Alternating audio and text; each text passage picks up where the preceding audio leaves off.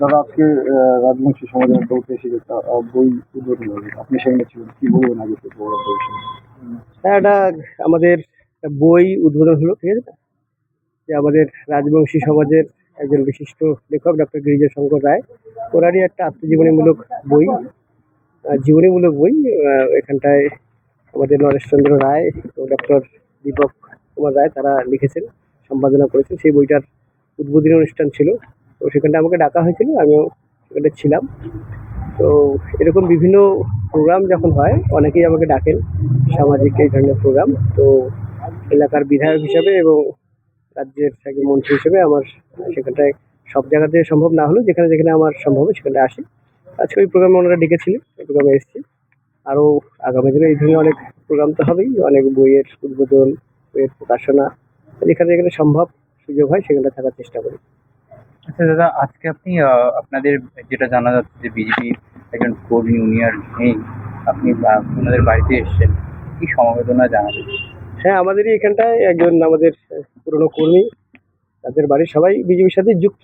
তো তাদেরই পরিবারের একজন মারা গেছে। তো যেহেতু আমি এখানটায় এসেছি এবং একটা দুঃখজনক ঘটনার কথা শুনলাম, তো আমি ভাবলাম ঠিক আছে একবার গিয়ে পরিবারের সবার সাথে একবার দেখা করি।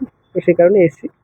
তাদের পরিবারের শোকসন্তপ্ত পরিবারের প্রতি সবার প্রতি আমাদের শোক জ্ঞাপন করার সমবেদনা থাকলো এবং ঈশ্বরের কাছে প্রার্থনা যে তার আত্মার যাতে চিরশান্তি কামনা করি, সেটা আমরা করছি। সেখানে এসেছি।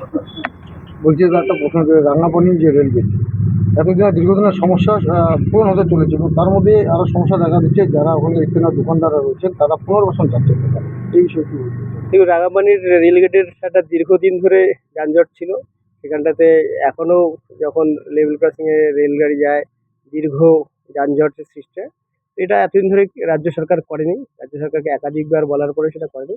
কেন্দ্র সরকার একক অর্থ ব্যয় করে, নিজেদের অর্থ ব্যয় করেই এই রেলগেটের নতুন করে একটা ব্রিজ তৈরি করার কথা হচ্ছে, ফ্লাইওভার করা হচ্ছে। তো নিশ্চিতভাবে সেটা হবে। তার শিলান্যাসও হয়ে গেছে, কাজও খুব তাড়াতাড়ি কমপ্লিট হয়ে যাবে, হয়তো বছরখানেক সময় লাগবে। তাহলে এই যে দীর্ঘদিনের যানজট সেটা নিশ্চিতভাবে তার অবসান হবে এবং মানুষ আর সুন্দরভাবে যাতায়াত করতে পারবে, বাধাবিঘ্নহীনভাবে যাতায়াত করতে হবে। কারণ এই রেলগেটের কারণেই আমরা বিভিন্ন সময় দেখেছি যে অনেক পাশে যেহেতু মেডিকেল কলেজ রয়েছে, অনেক রোগী বা এই ধরনের মুমূর্ষু রোগী তাদেরকে হয়তো সেই রেলগেটের জ্যামের কারণে নিজেদের প্রাণও অকালে দিয়ে দিতে হচ্ছে। এই ধরনের অনেক উদাহরণ রয়েছে। তো আমরা চাই যে খুব তাড়াতাড়ি যাতে এই রেলগেটের যে সমস্যা সেটা সমাধান হয় এবং ফ্লাইওভারের কাজটা সম্পন্ন হয়। এবং পুনর্বাসনের কথা যেটা বলছি, এটা এতদিন ধরে যারা রয়েছেন, তো নিশ্চিতভাবে প্রশাসন এই বিষয়গুলো দেখবে। যদি কেউ যদি যুক্তিযোগ্য তাদের যদি জমি থাকে, সরকারি জমি যদি না থাকে, নিজস্ব ফ্ল্যাট থাকে, তাহলে নিশ্চিতভাবে তাদের পুনর্বাসন হবে।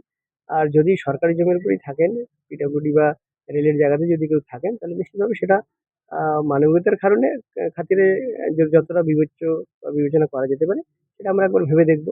কিন্তু যদি কারো ব্যক্তিগত জমি থাকে তার পুনর্বাসন তো নিশ্চিতভাবেই তারা সরকারি নিয়ম অনুসারেই তারা পাবে।